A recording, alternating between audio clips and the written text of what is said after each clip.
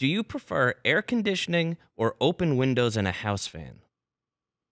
Open windows and a house fan. Yeah, like some fans to like get it going. Or do you close them up and put air conditioning on? Yes. What, Paul? There's some caveats here. Are we talking nighttime? What level of heat are we talking about? 80s, 90s? We're talking that this is what you're committing to for the spring, summer, fall season. Is it uncomfortable weather? It's whatever weather you currently live in. Okay.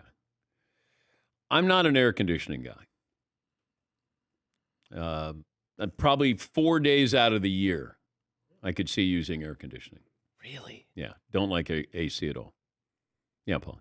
I think some people in this room and others once it hits 80, they shut the windows for the summer and just pump the air conditioning. Yeah.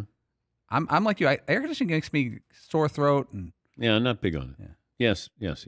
We have central air in my house, but then we also have what's called a whole house fan, and it comes out of your attic. Yeah. And if you open up the windows on the floors and then you turn on the whole house fan, it sort of generates a breeze through the whole house, which is awesome. It's really, really nice. But it also sucks in like pollen and all of that stuff that you don't really want in your house. Yeah, I don't worry about. I don't have any allergies.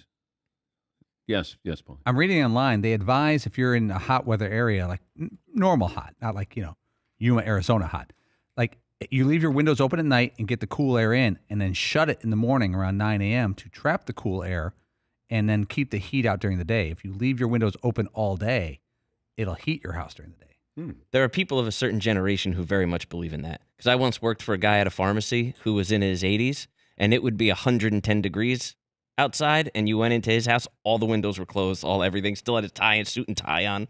Dang, dude. Yes, Dang, Mike. yes, Todd. But after a hot day, forget about the house. What about you're on vacation and it's a hot day, you're at the pool and everything, you're all sweaty and everything. There's something to be said for going into your nice, cool, air-conditioned hotel room. But that wasn't part of the question. Okay, well, I'm asking you then, what about the hotel room? How do you feel about it? If it had a ceiling fan, would you go ceiling fan or air conditioning? How about we move on? It's really hard to get a cross breeze in a hotel room because rarely do you have four sides in your hotel room. Yeah. That's accurate. Unless you have the door open and then the window open. Which is a safety hazard with people It just could walking be. in your... People walking by, yes. I always knew of singers like, is it Aretha Franklin who was famous for no air conditioning? You had to have, there was a singer who was very famous about she didn't like the way that it affected her vocal cords while she was performing, so there's no air conditioning allowed. I didn't realize there were so many other people who were also just vehemently anti-air conditioning. Yeah. I know a producer who used to work on Letterman's show, and Dan, you know Letterman's studio was ice cold.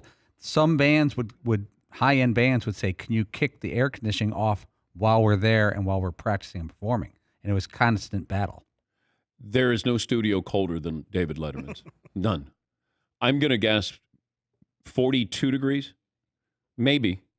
And, you can't wear your winter coat when you walk out there. But everybody on, the stagehands, they would wear heavy winter coats.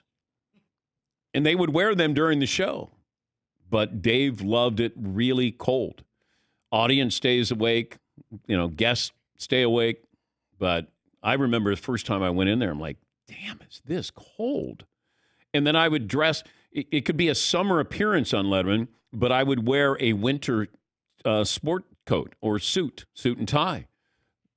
Because I knew it was going to be really hot outside, but really cold inside. Yes, Tom? Are the lights that bright on the Letterman set from your experience where he'd be concerned about sweating or have to constantly be, dabbed down? I don't think so. I never felt that. I mean, I was hoping that there would be some warmth in there, including warmth from Letterman. Never got any warmth from Letterman either. It's not happening. Cold everywhere. You know what? I never understood that. That I loved watching Letterman. Big Letterman fan. And then I was on there, and it didn't go well. Like, we never connected, ever. And then, but his producers would say, Dave loves you, man. I go, there is no way. That's the producer line. Yeah. Trust me. So the last week of David Letterman's career, I get a call from one of the producers. Says, Dave wants you to be part of the final week of his shows. I go, get out of here.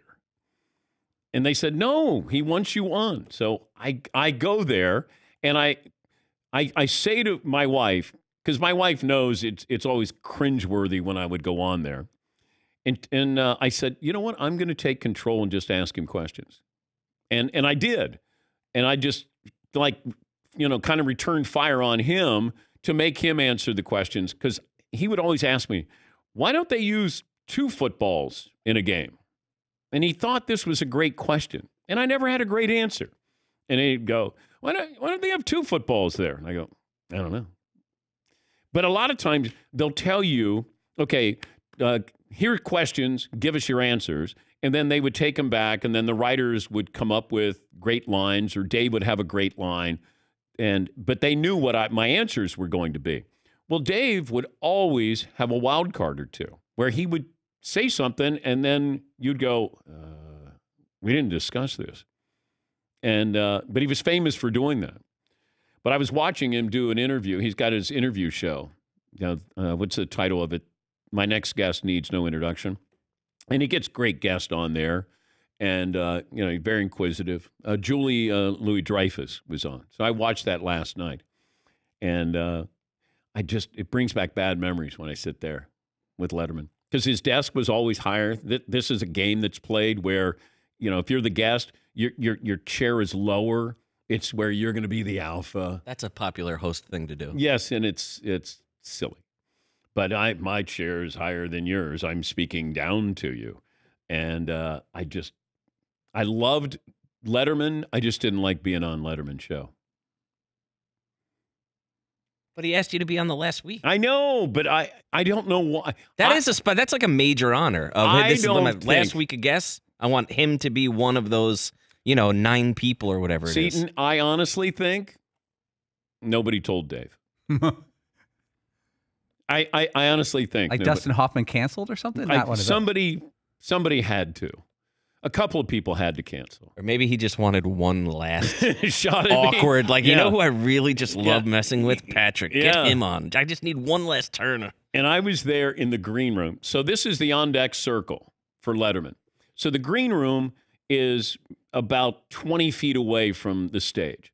And I'm there, and I'm waiting. I got my mom. I flew my mom in from Ohio. And she's there, and Farrah Fawcett is on. And Farrah Fawcett, all of a sudden, the interview goes off the rails, but in a way that Dave wants to continue the interview. And when Dave said, we'll be back with more from Farrah after this, I said to my mom, I'm bleeped. And she goes, what do you mean? I said, I'm not going to be on. I said, somebody's going to walk through that door in about 10 seconds and say, we're going to have to rebook you. And they came in probably 5 seconds. And they said, we're so sorry. I said, yeah, I know. And I kind of whined and moaned. And Dave sent me a tray of meat. So cold, he sent me a whole thing of steaks and sent it to ESPN. And then he put a note that said, stop being a woman. That worked out pretty well for you. You didn't have the awkward experience and you got a plate full of meat. Yeah. But then he called me, said, stop being a woman. And I was like, all right.